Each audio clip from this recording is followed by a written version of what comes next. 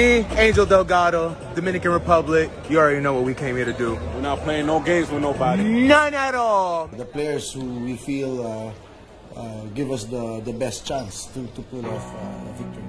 Ito na mga kabasketball, marami na naman tayong updates, compatibility at player fit ayon kay Coach Chot Reyes ang naging basihan nila sa kanilang naging pagpili sa ating Final 12 na lalaban dyan nga sa FIBA World Cup.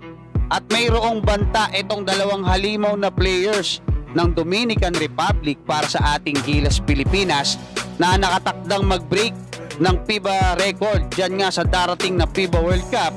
At Coach Jimmy Alapag, solong-solo yung kanyang sahod bilang coach ng Sacramento Kings.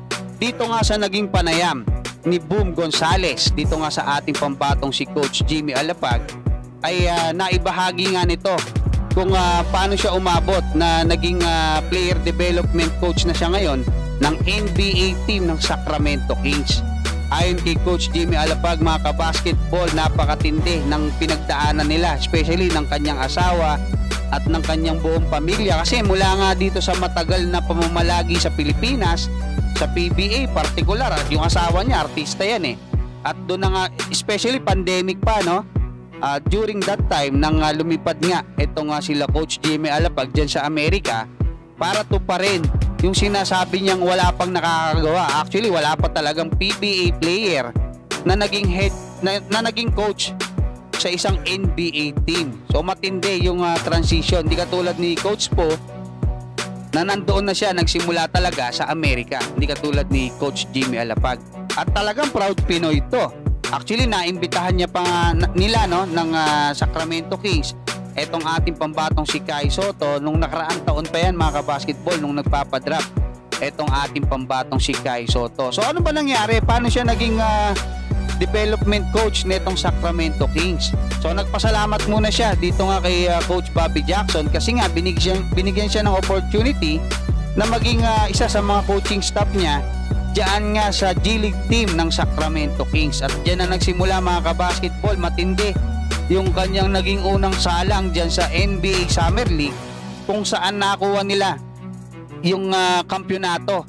Sila yung nag-champion, mga kabasketball, kaya talagang siguro doon na nag-trigger yung pagka-interes nitong head coach ng Sacramento Kings dito nga kay Coach Jimmy Alapag na si Coach Mike Brown, kasi sinabihan daw siya nito na mag-focus siya, i-train niya itong isang player nila na si Devion Mitchell. So kinukwento niya, alas 6 pa lang ng umaga nagti-training na sila, hindi sila nagbabakasyon. Tapos yun nga, inamin na pagkatapos yun, tinanong daw siya ni Coach Mike Brown, no, kamusta? Sabi niya, okay naman sir, ganyan. Tapos sabi niya, gusto kong sabihin sa'yo na gusto ko ako yung unang magsabi sa'yo na kinukuha na kita sa aking coaching staff. So talagang naiyak si Coach Jimmy Alapag doon.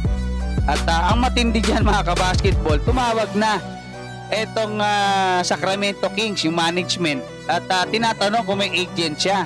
Sabi niya, wala akong agent.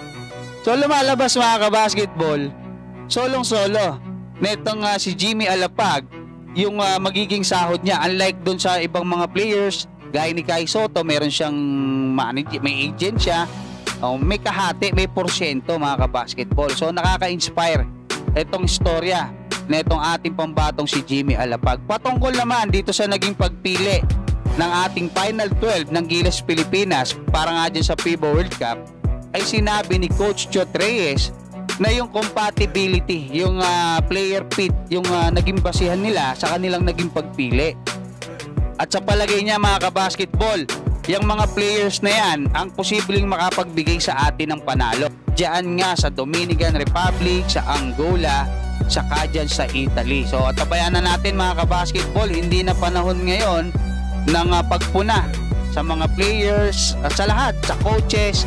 Panahon na ngayon para tayong lahat ay magsama-sama at sumuporta, especially nakuha na itong 43,000 tickets na naibenta na, mga kabasketball. So lalagpasan na nila yung FIBA World Cup record na 32,600 na pinakamaraming nanood sa isang FIBA game. So tabayanan natin yung mga susunod na balita, mga kabasketball. Maraming salamat at God bless sa inyong lahat.